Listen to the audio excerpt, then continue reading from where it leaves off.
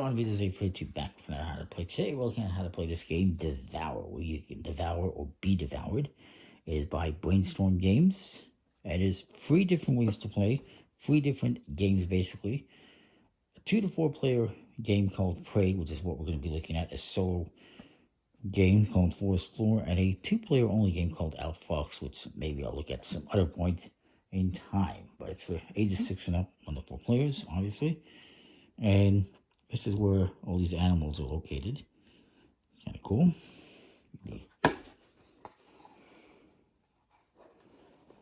It says here it's a nature game with more bite. It's over 170 cards, a couple of standees, 12 tokens, a 6-sided die, 2 rulebooks, and a drawstring bag. It's a rulebook for these solo and 2-player games. You also got a auxiliary deck, which is for those games. And this is the cards that is, again, for that 2-player and solo mode. It says nice artwork. And you also get a reference card for that. The cards that we're using are these, most of these. And here's a little reference card for this. Some cards here at the bottom that I won't be using because they are for advanced modes. These include these avatar cards, which have different traits to them. If you get them, each player would get one of these at the start of the game and gives you a different ability. And these event cards, which do different things, like reshuffling cards and changing cards around and stuff like that. The snow, tornado, lightning storm, leaves, and hurricane, and you would select one of these at the start of the game to use, but we're not going to do that. And you got this nice bag that has a bunch of tokens in it. And some standees. You're supposed to use this, I guess it's the start player one. There's a little foxy one. A couple of carrion tokens that we're going to be using. A bunch of other tokens that are for the other games that I won't lose. And this nice wooden D6 die that has on one side a bird, there's a turtle shell, and there is a bunny. And technically, to determine the start player, you're supposed to roll this, and whoever gets a bunny first, oh, there it is, gets to be the start player. Put these aside. I believe, if I recall correctly, you use 1 and you use 2 if you're doing like 4 players. Don't worry about the backside, that's just something else. Now, the cards that you're going to be using are pretty interesting. You got all sorts of different birds. They're colorblind friendly because they have these colors, but they also have a number corresponding to that color. In the bottom, it tells you what this animal eats. This bird, this raven eats all these different types of cards. Like, for instance, it eats this number 13, crayfish. At the bottom of some cards, you also have stuff like this, carrion, which is a preferred food, main food source for that card. Now, for this game as well, you have 3 different versions to play. You got an easy setup, which doesn't use the avatars and some other stuff like evasion symbols, scoring modifiers, and main food sources. And then there's a standard one, which is what we're looking at. It also does not use the animal avatar or event cards, or the scoring modifiers, or the starvation symbol that you might see on the die. This feels like it's extra stuff, but basically, yeah, maybe one day we'll look at that, but for now we won't. And there's advanced, which is recommended after playing and after you're ready to play the advanced. There's a couple of special cards here I should mention. And then you got cards like this, like scat, yeah, which some animals eat, some do not. The bear actually has a different bat design. The bear basically eats everything except scat. cool. Some of the cards have different symbols. Like this one is going to be worth an additional 3 when you're scoring at the end of the game or the end of the round. This one means you get to roll the die. If this gets, ends up being there and somebody tries to eat you, you can roll the die. And if it lands on that, which it did, you evade being eaten. You get away. So if that raven comes at you, somebody plays a raven on you, you evade by rolling the die. What you're trying to do basically in the game is establish food chains and eat cards, eat your opponent's cards. You got other cards in here. Most of these are animal. This one is a venomous bite. I'll explain. And there's one more special one if I can find it. You got cards like this that are fruits and seeds and vegetation. If there's a lightning bolt like this, it's an instant, immediate play.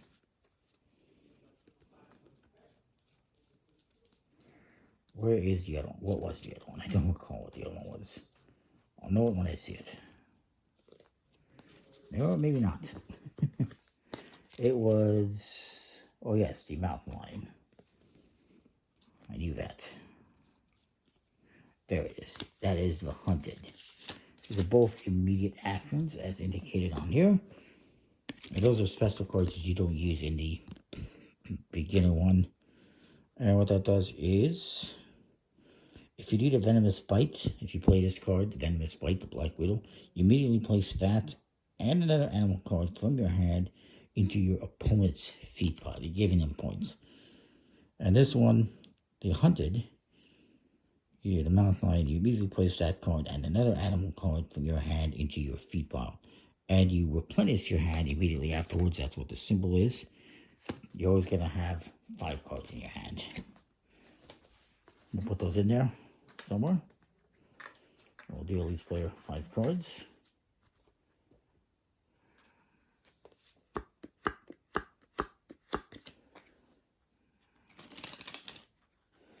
Cards, by the way, do have a linen finish.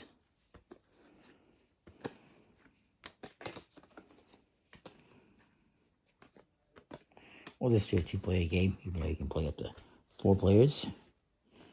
So what you're going to do on your turn is play a card. Pretty simple. Now, if you have a card that has a lightning symbol on it, you'll do immediately. This means it's +1 when you're scoring at the end of the game. So this guy has 2 of these cards. So what you can do is, okay, this chipmunk, its main food source is fruits and seeds. He has that, so he can play this into his feed pile. Save the vegetation. This guy, the bunny, eats the vegetation. He's going to put that in the score pile, and then he drafts back up to 5. So, what we're going to do is, let's say I start and I play this deer. Now my opponent can go, if he has a card that can eat the deer, he can play it and eat the deer. Does he have one that eats a 6? I like to look at the numbers because sometimes it's hard to distinguish some of the colors. He does not have anything that eats a 6. So instead, he can play, maybe he plays a scat. Excuse me, which is an 11. This deer does not eat the scat. Do I have something that eats scat? I do not. So I'm going to play carrion, which is a dead animal.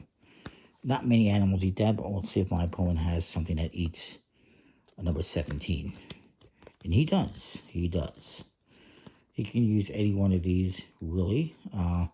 He's going to use this one because a lot of things can eat the squirrel. Actually, it eats a lot of things, but still a lot of things can eat the squirrel. So he's going to play this one. We established a food chain. Squirrel eats carrion. And so he gets to collect his cards. Put them over here. And then we are going to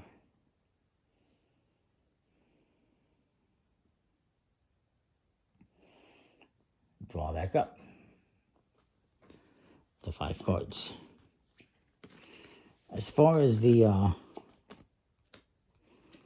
token is concerned here, the Apex Predator, and actually I should have checked here. So actually, I did goof up a tiny bit. So, well, not really, because he's eating the carrion. The carrion does not have an evasion symbol like this, so you're not going to roll a die and evade it. So he gets all those cards. He already has 8 cards in his hand. I've got none. And I'm trying to do, let me see if I can find the scoring section.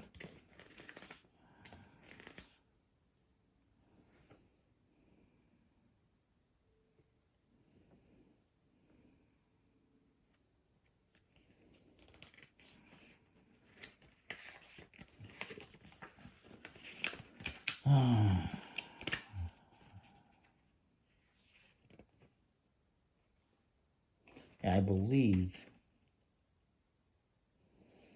you're just basically you're going to keep going until the draw deck is empty, and then you will score. I believe you just count up how many cards you have, and whoever has the most cards wins. But you'd think it'd be a little bit easier to explain the scoring here.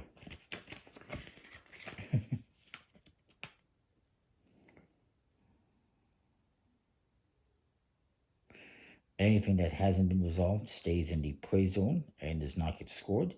Same with anything that does not get played, stays in your hand.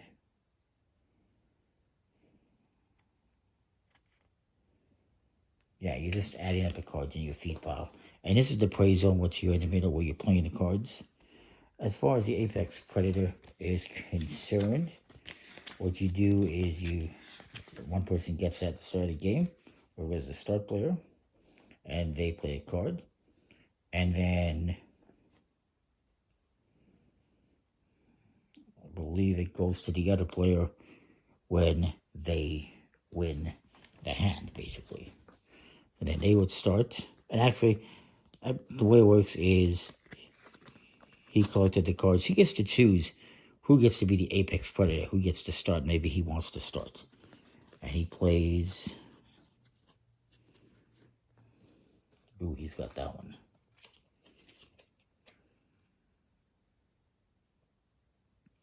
So he's got the mountain lion, he's got the hunted, which means he's going to take one of his cards and immediately put them in there and draw back up to 5.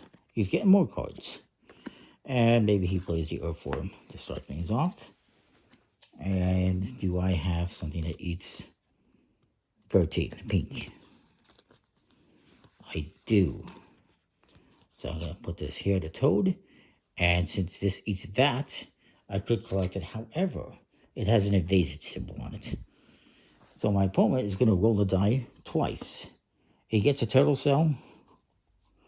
And he gets a turtle shell. So he has evaded this. And what that means...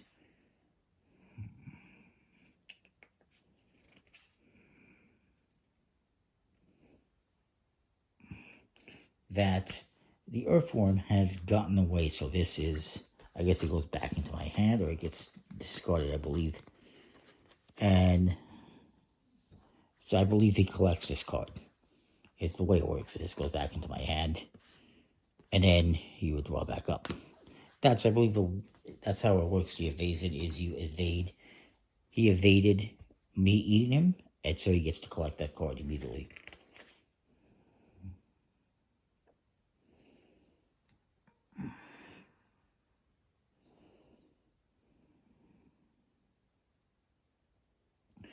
And the more evasion symbols, obviously, the better.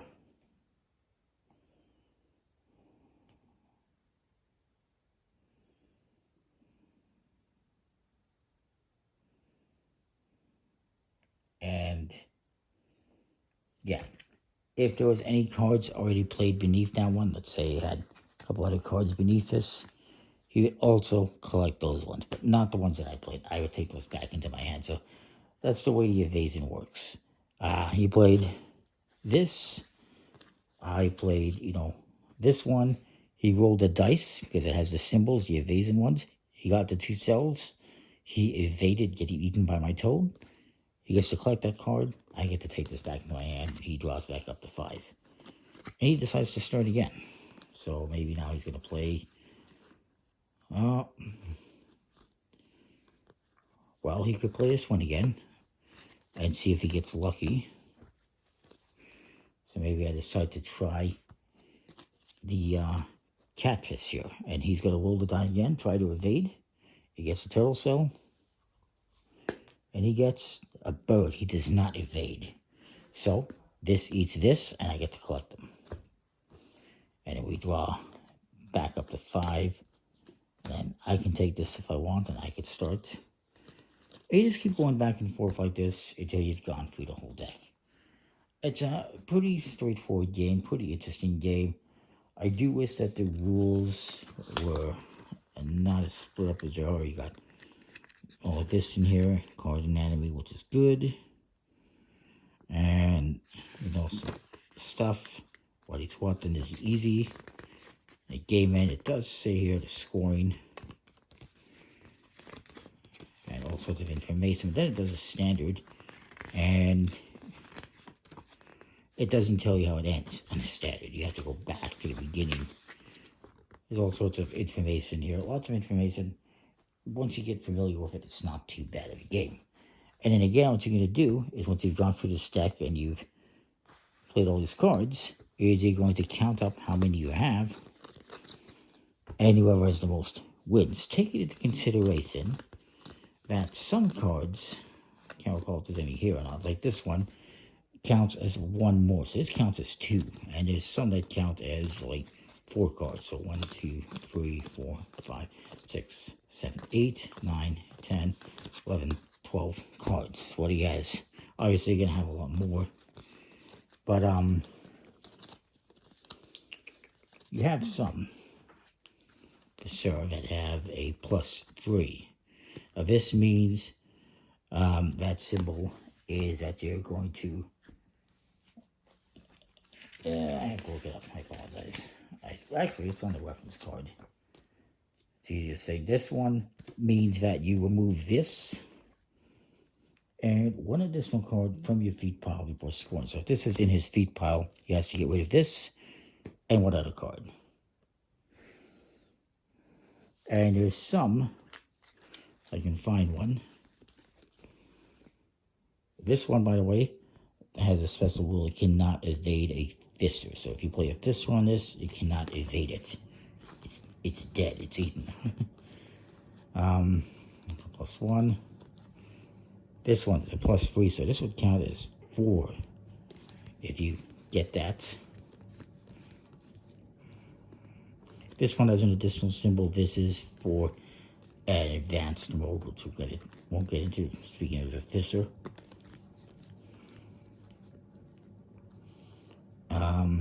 So this one has it as a symbol. This one, you just remove this one. You cannot score the venomous bite at the end of the game. And actually what that symbol means here, that I just saw, is that this cannot become carrion, which is dead animal food. And that comes into play as well in the game, I forget. I